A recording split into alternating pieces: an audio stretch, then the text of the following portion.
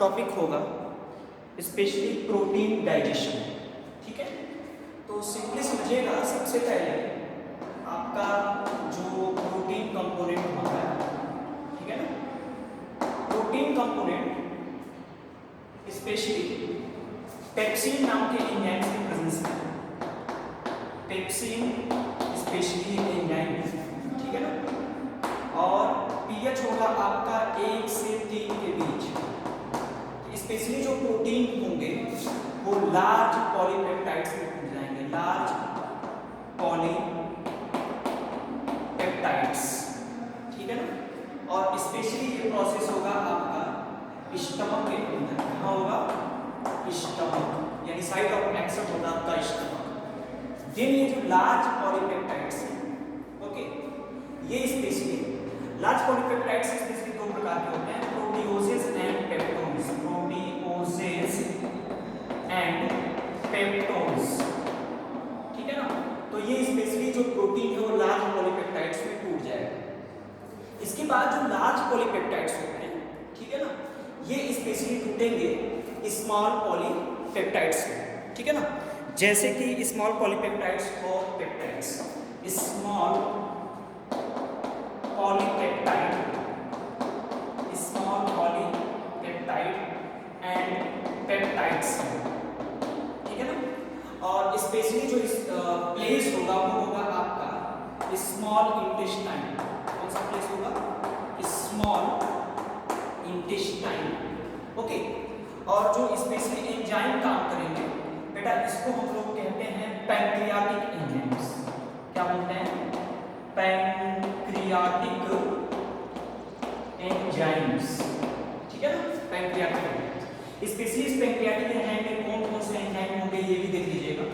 Specially trypsin, trypsin, chymotrypsin, chymotrypsin and carboxypeptidase, carboxypeptidase.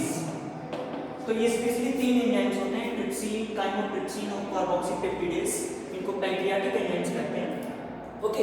ये large polypeptides को तोड़ देते हैं स्मॉल पॉलीपेप्टाइड्स एंड पेप्टाइड्स में, ठीक है ना। देन आपका साइट वही होगा स्मॉल इंटेस्टाइन, ठीक है ना। और अब जो एंजाइम्स होंगे उनको आप कह सकते हो स्पेशली, ओके, इनका नाम आपका स्पेशली होगा amino peptidase and peptidase, amino peptidase, peptidase and peptidase, peptidase, ठीक है ना। तो ये स्मॉल पॉलीपेप्टाइड्स को और पेप्टाइड्स को स्पेशली तोड़ देते हैं amino acid, amino acid plus dipeptide, dipeptide and tripeptide. तो ये प्रोटीन को स्पेशली सबसे स्मॉलेस्ट कंपोनेंट में तोड़ देते हैं। इसके अलावा बेटा जरा देखिएगा, स्पेशली आपका जो गैस्ट्रिक ग्लैंड है, स्पेशली हम अगर स्टमक की बात करें तो स्टमक को हम 3 पार्ट्स में डिवाइड करके पढ़ते हैं। इस पार्ट को क्या कहते हैं? कार्डियक ग्लैंड, इस पार्ट को बोलते हैं फंडस और इस पार्ट को बोलते हैं पाइलोरिक। तो स्पेशली जो गैस्ट्रिक या स्टमक है उसके 3 हिस्से हैं। जो भी इंपॉर्टेंट सेल्स होते हैं गैस्ट्रिक सेल्स, वो स्पेशली फंडस रीजन में पाए जाते हैं। फंडस मतलब ये जो मेन पार्ट आप देख रहे हो यहाँ पर स्पेशली आपको देखने को मिलता है। यहाँ पर आपको 3 से 4 प्रकार के सेल्स होते हैं, जिसका फार्मूला है GACO, GACO, GACO, GACO. G for goblet cells, A for argentaffin cells, C for chief cells, O for oxyntic sales.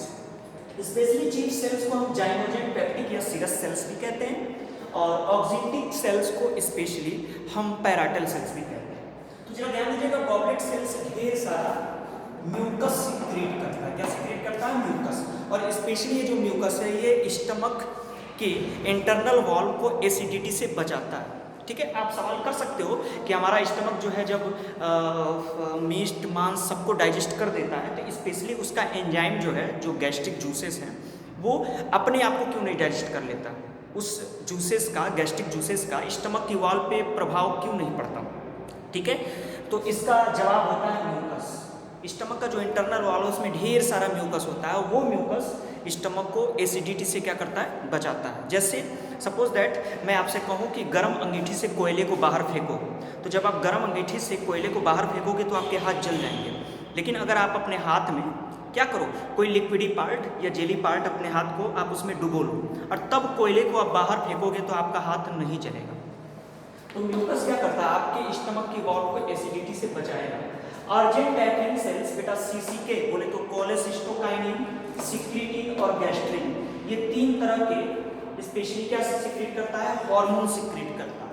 और ये सब के सब हार्मोन जो है, ठीक है ना, स्पेशली जो भी गैस्ट्रिक एंजाइम्स हैं उनके सिक्रीशन के लिए रिस्पॉन्सिबल होते हैं। इसके अलावा चीफ सेल्स जो है वो आपका पेप्सिनोजेन, प्रोरेनिन और गैस्ट्रिक लाइपेज सिक्रीट करता है। पेप्सिनोजेन और प्रोरेनिन ये एक इनएक्टिव एंजाइम है जिनको HCl के प्रेजेंस में स्पेशली एक्टिव बनाया जाएगा, जबकि ऑक्जेंटिक या पैराइटल सेल जो होते हैं वो बेटा HCl का सिक्रीशन करते हैं, HCl हाइड्रोक्लोरिक एसिड, जो आपके स्टमक के pH को 1 से 3 बनाए रखता है। जबकि इंट्रिंसिक फैक्टर जो होता है ये स्पेशली विटामिन B12 के एब्जॉर्प्शन के लिए पाया जाता है। ठीक है, विटामिन B12 के स्पेशल एब्जॉर्प्शन के लिए आपका क्या पाया जाता है, विटामिन इंट्रिंसिक फैक्टर्स, जो कि आपका ऑक्जेंटिक या पैराइटल सेल्स के पास होता है। इसके अलावा बेटा जरा ध्यान से देखिएगा, जो भी गैस्ट्रिक ग्लैंड है, ठीक है ना, उनसे इतने प्रकार के सिक्रीशंस स्पेशली आपको देखने को मिलता है। इसका यहाँ पर छोटा सा एक फार्मूला भी मैंने बना रखा है, Cg³ P² S² H²। Formula है Cg³ P² S² and H²। ये बेटा फार्मूला है। C फॉर होता है cholecystokinin, G for gastric lipase, second G for gastric amylase, third G for gastrin, fourth P for prorennin, then pepsinogen, then somatostatin, then secretin, histamine and HCl। अब जरा ध्यान दीजिएगा, CCK for cholecystokinin, control secretion of digestive enzymes. ये specially जो भी digestive enzymes हैं उनके secretion को कंट्रोल करेगा। इसके अलावा बेटा जो गैस्ट्रिक लाइपेज है ये क्या करेगा, लिपिड डाइजेशन, और वो भी लिपिड डाइजेशन किसका, ऑफ मिल्क में जो भी फैट होगा उसको डाइजेस्ट करने का काम करेगा। एक और इंटरेस्टिंग बात मैं आपको बताने जा रहा हूँ, गैस्ट्रिक अमाइलेज स्टमक में इसका अमाउंट बहुत कम होता है, क्योंकि आपको पता है कि स्टमक में कार्बोहाइड्रेट का डाइजेशन नहीं होता है, इसलिए गैस्ट्रिक अमाइलेज बहुत माइन्यूट अमाउंट में पाया तो जाता है, लेकिन इसका कोई रोल नहीं होता। इसके अलावा बेटा जो गैस्ट्रीन है ये एक एंजाइम नहीं है, हार्मोन है, जो क्या करता है, स्टिमुलेट एक्शन ऑफ एसिड। ये स्पेशली क्या है, गैस्ट्रिक सेल्स को स्टिमुलेट करता है कि भाई तुम ढेर सारा HCl सिक्रीट करो। इसके अलावा बेटा प्रोरेनिन है, जो HCl के प्रेजेंस में किस में कन्वर्ट होता है, रेनिन में कन्वर्ट होता है। अब जरा ध्यान दीजिएगा, रेनिन करता है, रेनिन जो है, रेनिन स्पेशली दूध के अंदर मिल्क प्रोटीन जो रेनिन है, ठीक है ना, केसिन को ये कन्वर्ट कर देता है स्पेशली किसमें, पैरा केसिन, ठीक है ना। फिर इसमें कैल्शियम ऐड होता है तो ये कन्वर्ट होता है कैल्शियम पैरा केसिनेट में, कैल्शियम पैरा केसिनेट। अब बेटा जरा ध्यान देना, कैल्शियम पैरा केसिनेट जो होता है ये सबसे स्मॉलेस्ट यूनिट आपका देखने को मिलता है। फिर इस पे पेप्सिन अटैक करेगा, कौन अटैक करेगा, पेप्सिन, और ये कन्वर्ट हो जाएगा प्रोटियोजेस प्लस पेप्टोन में। यानी आप समझ सकते हो कि जो केसिन प्रोटीन था दूध का वो प्रोटियोजेस और पेप्टोन्स में क्या हो चुका है, कन्वर्ट हो चुका है, जो कि अमीनो एसिड्स का थोड़ा सा कॉम्प्लेक्स फॉर्म है, लेकिन प्रोटीन का सिंपलेस्ट फॉर्म है। इसके अलावा पेप्सिनोजेन ये भी आपके HCl एंजाइम के प्रेजेंस में किसमें कन्वर्ट हो जाता है, पेप्सिन में कन्वर्ट हो जाता है। किसमें कन्वर्ट हो जाता है, पेप्सिन में। और आपको पता है पेप्सिन करता क्या है, तो पेप्सिन स्पेशली प्रोटीन को, ठीक है ना, किसमें तोड़ देता है, पेप्टोन एंड प्रोटीन प्रोटीओजेज में तोड़ देता है। इसके अलावा सोमैटोस्टेटिन, सिट्रीडिन और हिस्टामिन जो होते हैं ये स्टिमुलेट एक्शन ऑफ एसिड, ये स्टमक के अंदर एसिड के एक्शन को क्या करते हैं, स्टिमुलेट करते हैं।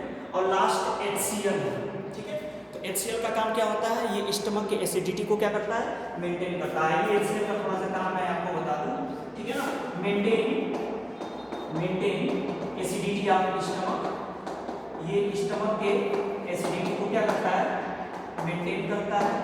इसके अलावा क्या करता है, टू किल बैक्टीरिया, जो भी भोजन के साथ बैक्टीरिया आए हुए हैं ये इनको किल कर देता है। इसके अलावा आपने महसूस किया है कि खाना शरीर के बाहर हो तो जल्दी खराब हो जाता है, वही आप खा लेते हो तो 3-4-5 घंटे आपके स्टमक में रहता है, फिर भी वो खराब नहीं होता क्योंकि वहाँ पर HCl है। तो प्रिवेंट स्पॉयलेस